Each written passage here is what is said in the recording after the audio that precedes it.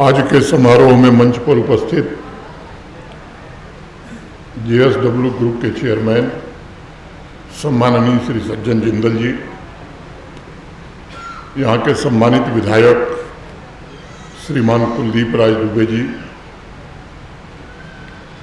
Shri Shiv Khori shrine board के अध्यक्ष और जम्मू के मंडलायुक्त श्री रमेश कुमार जी, पुलिस उप महानिरीक्षक उधमपुर रेंज सारा रिजवी जी, यहाँ के जिलाधिकारी श्री कुमार अभिषेक, वरिष्ठ पुलिस अधीक्षक श्री परमवीर सिंह, समारोह में उपस्थित जम्मू कश्मीर प्रशासन के हमारे सभी सहयोगी, सभी सामाजिक और धार्मिक संगठनों के प्रतिनिधि, भगवान भोलेनाथ में आस्था और श्रद्धा रखने वाले सभी भक्तजन, देवियों, सज्जनों और मित्रों, दुबे जी ने नारे से शुरू किया, मैं भगवान शंकर के मंत्र से शुरू करता हूँ। नागेंद्र हाराय त्रिलोचनाय भस्मांगरागाय महेश्वराय नित्याय शुद्ध्याय दिगंबराय तस्मैनकाराय नमः शिवाय। मुझे लगता है कि आज का दिन सामान्य या साधारण दिन नहीं है और न एक औपचारिक समारोह है। अभी रमेश कुमार जी ने बताया कि 2 वर्ष पहले भी सज्जन जिंदल जी यहाँ आए थे। जो काम जेएसडब्ल्यू ने यहाँ शुरू किया है उसके शिलान्यास के लिए हम और जिंदल साहब दोनों लोग आने वाले थे। उस दिन बारिश बहुत तेज हो रही थी, इसलिए आ नहीं सके। वर्चुअल मोड में आपसे संवाद हम लोग जम्मू से किए थे। तो भगवान भोलेनाथ की कृपा आज हुई, हम लोग भी यहाँ आपके बीच उपस्थित हो सके। मैं समझता हूँ कि आज वह क्षण है जब स्वयं समय ठहर कर किसी महान सत्य के सामने नतमस्तक होने के लिए खड़ा है। जो भक्त अपने हृदय में भगवान शिव को धारण करते हैं, जो कठिनतम क्षणों में भी भगवान महादेव का स्मरण करते हैं तथा जो आध्यात्म के पथ पर भगवान शिव को अपना मार्गदर्शक बनाकर चलते रहे हैं, मुझे लगता है आज उन्हीं का दिन है।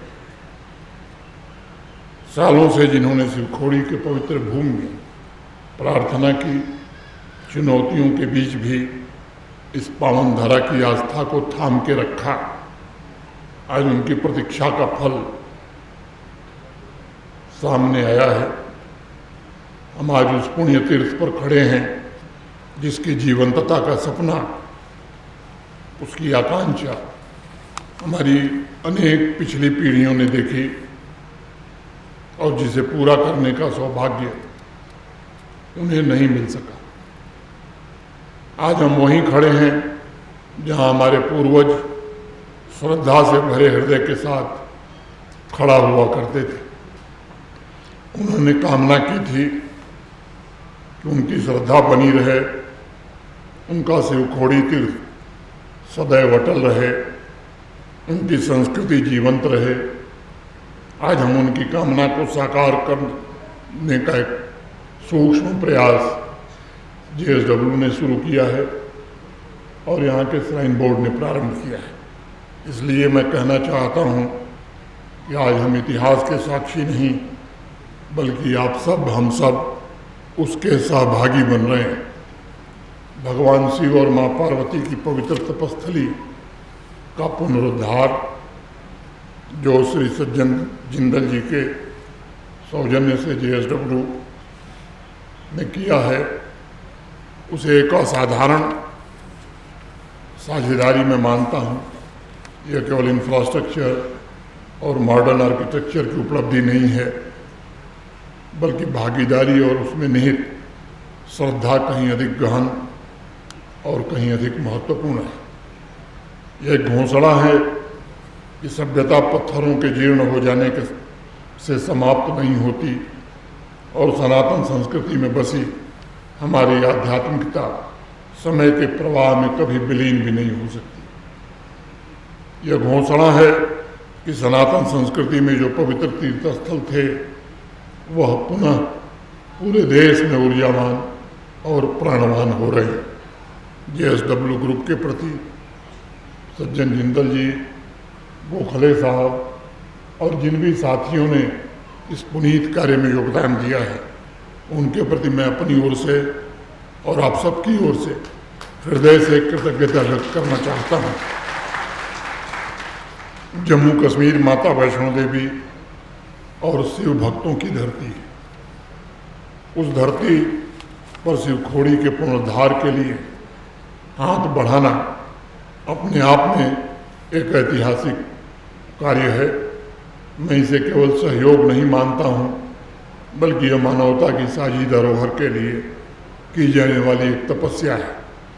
और हमारी तो संस्कृति में हमारे पूर्वजों ने कहा भी कि नाहम वसामि वैकुंठे योगिनाम हृदयेन च मद्भक्ता यत्र गायन्ति तत्र तिष्ठामि नारद। अर्थात भगवान कहते हैं कि मैं केवल अपने वैकुंठ धाम या योगियों के हृदय में ही नहीं बसता हूँ, बल्कि यहाँ मेरे भक्त प्रेम से मेरा गुणगान करते हैं, मैं वहीं निवास करता हूँ।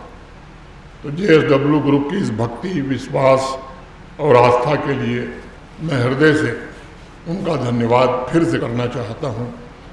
आने वाली पीढ़ियों के प्रत्येक श्रद्धालु की ओर से भी मैं आपको आभार प्रकट करता हूँ।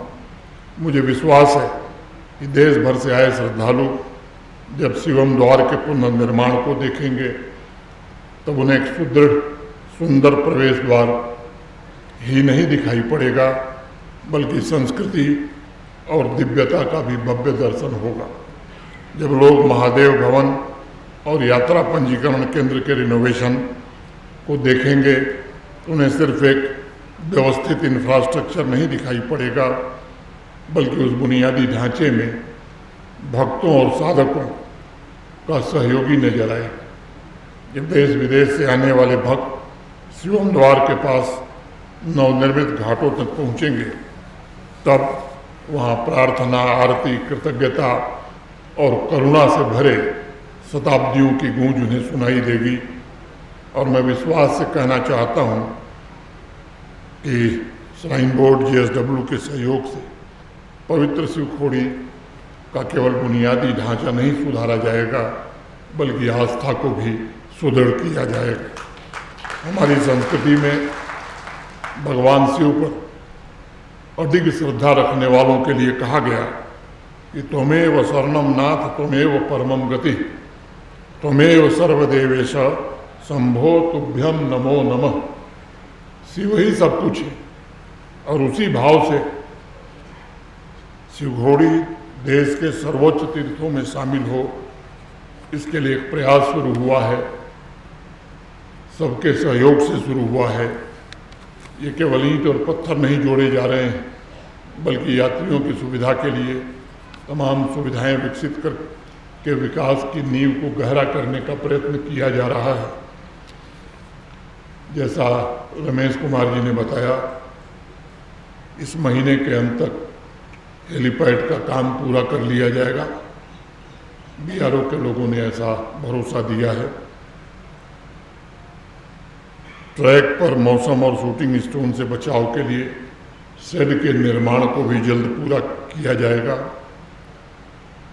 और अप्रैल महीने में माता वैष्णो देवी के दर्शन के बाद जो श्रद्धालु भगवान भोलेनाथ के दरबार में आना चाहते हैं उनके लिए हेली सेवा अप्रैल में प्रारंभ हो जाए, इसकी व्यवस्था की गई है। भविष्य का भी रोड मैप श्राइन बोर्ड के अध्यक्ष श्री रमेश कुमार जी ने आपके सम्मुख विस्तार से बताया है।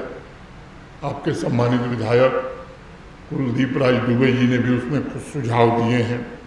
राम मंदिर शिवखोड़ी ट्रैक पर काफ़ी भीड़ कुछ दिनों होती है और मैं उम्मीद करता हूं कि आने वाले दिनों में यात्रा और बढ़ेगी, तो इसे डीकंजेस्ट करने के लिए एक वैकल्पिक ट्रैक का निर्माण जल्द से जल्द प्रारंभ कराया जाएगा।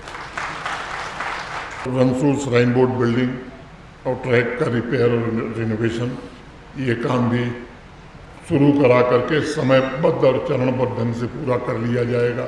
ट्रैक पर पर्याप्त सैनिटेशन फैसिलिटी जीएसडब्ल्यू ने उपलब्ध कराई है। रनसू में यात्रियों के ठहरने के लिए सराय और लंगर का निर्माण जल्द प्रारंभ करा के समय सीमा के भीतर पूरा कर लिया जाएगा। निजी तौर पर मैं हमेशा से मानता हूँ कि अध्यात्म का प्रकाश समाज को सहजता से उपलब्ध होना चाहिए।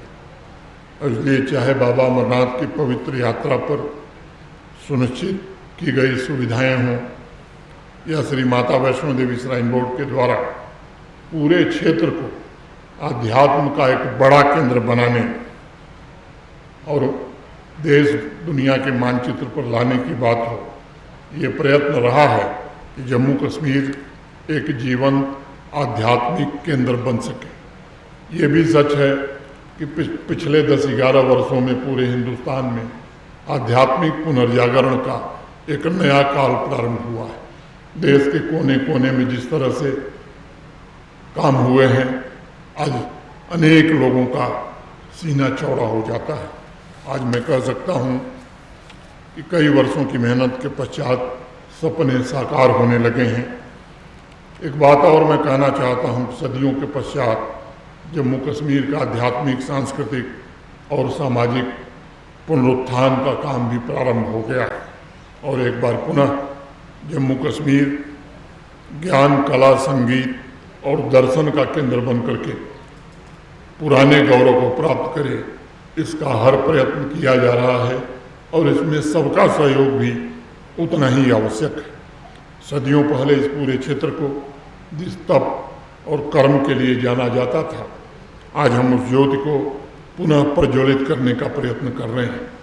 आप सबके ध्यान में आया होगा कि माता वैष्णो देवी के पास जो पहाड़ी है जिस पर आदि शंकराचार्य कभी आए थे, शंकराचार्य जी के मंदिर के निर्माण का काम भी प्रारंभ कर दिया गया है। अभी सज्जन जिंदल जी ने आपको बताया कि कटरा में एक श्राइन बोर्ड के पास बड़ी भूमि है 140 कैनाल की, उसमें अंतर्राष्ट्रीय स्तर का संग्रहालय, क्योंकि पूरे देश और दुनिया में देवी माँ का कहीं संग्रहालय नहीं है जिसमें देवी के 9 देवियों के स्वरूप, 51 सिद्धपीठ और वहाँ जाने के बाद हर भक्त को लगे कि नहीं उसमें एक आध्यात्मिक चेतना जागृत हुई है। ये काम भी श्राइन बोर्ड ने अपने हाथ में लिया है। अभी कल ही वेबसाइट पर देवी भक्तों और विद्वानों का सुझाव मांगा गया है कि आप कैसा म्यूजियम देखना चाहते हैं। कई फैसले श्राइन बोर्ड में वहाँ लिए गए।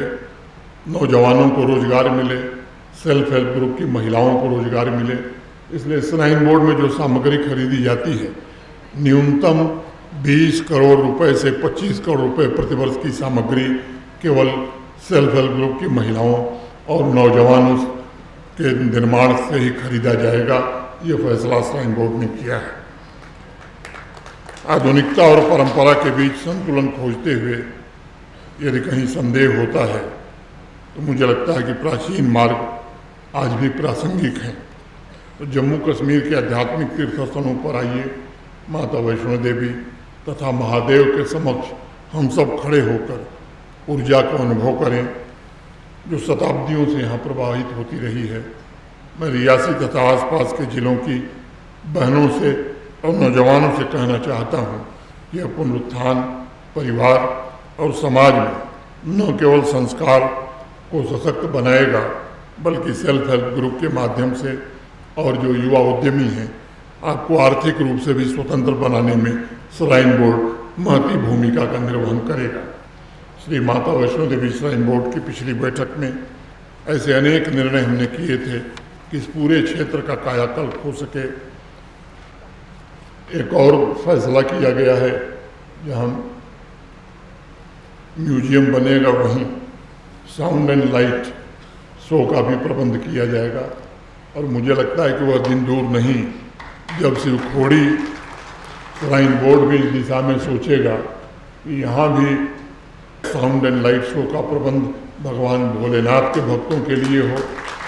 संख्या बढ़ेगी तो रोपवे का निर्माण आप सबकी अगर इच्छा होगी, आपकी सहमति होगी तो श्राइन बोर्ड इस पर भी विचार करेगा। ये आपके ऊपर मैं छोड़ता हूँ कि आप विचार करिए। अगर आप इस पर विचार करके सहमति बनाएंगे तो इस काम को भी हाथ में लिया जा सकता है।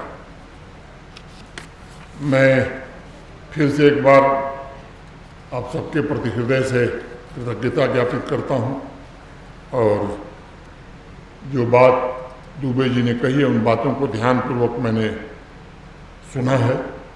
यहाँ के व्यापारी, कारीगर, दुकानदार, कलाकार, यहाँ के युवा, यहाँ की बहनें, यहाँ के निवासी, इनके परिवारों में आर्थिक समृद्धि आवे, इसके लिए हर प्रयत्न किया जाएगा। अपनी बात समाप्त करने से पहले मैं आपसे कहना चाहता हूँ, जम्मू कश्मीर में आध्यात्मिक चेतना का दीप मिल करके हम सब ने प्रज्वलित किया है। इसे सुरक्षित रखना ये सबकी सामूहिक जिम्मेदारी है। शिवखोड़ी में परिवर्तन और तमाम उपलब्धि की प्रशंसा ये कोई बड़ी बात नहीं है, बल्कि आने वाले समय में शिवखोड़ी एक बड़े धार्मिक केंद्र के रूप में, आध्यात्मिक केंद्र के रूप में देश के नक्शे पर स्थापित हो, इसका प्रयत्न किया जाएगा। आप सब के सहयोग से किया जाएगा। हमें इस पवित्रता की रक्षा भी करनी होगी, क्योंकि कभी कभी हम अपने कर्तव्यों से च्युत हो जाते हैं। इसलिए मैं आप सबसे निवेदन करना चाहता हूं कि श्राइन बोर्ड पर सबसे ज़्यादा अधिकार आपका है, आप ही यहाँ के निवासी हैं, तो इसकी संपत्ति की रक्षा करना, यात्रा सकुशल चले, जो देश के कोने कोने से लोग आवें वो भी व्यवहार से इतने प्रसन्न होकर के जाएं कि दोबारा फिर सोचें कि नहीं, फिर से आपके बीच चलना है। आज प्रतीक्षा का अध्याय समाप्त हो रहा है। शिवखोड़ी में भगवान भोलेनाथ के आशीर्वाद से जागरण का एक नया अध्याय प्रारंभ हो रहा है। मैं एक बार पुनः यहाँ उपस्थित भोलेनाथ के सभी भक्तों के प्रति विशेष रूप से आदर व्यक्त करता हूँ। शिवखोड़ी श्राइन बोर्ड, JSW के प्रति विशेष रूप से आभार व्यक्त करते हुए अपनी बात यहीं पूरी करते हुए समाप्त करता हूँ। बहुत बहुत धन्यवाद। हर हर महादेव।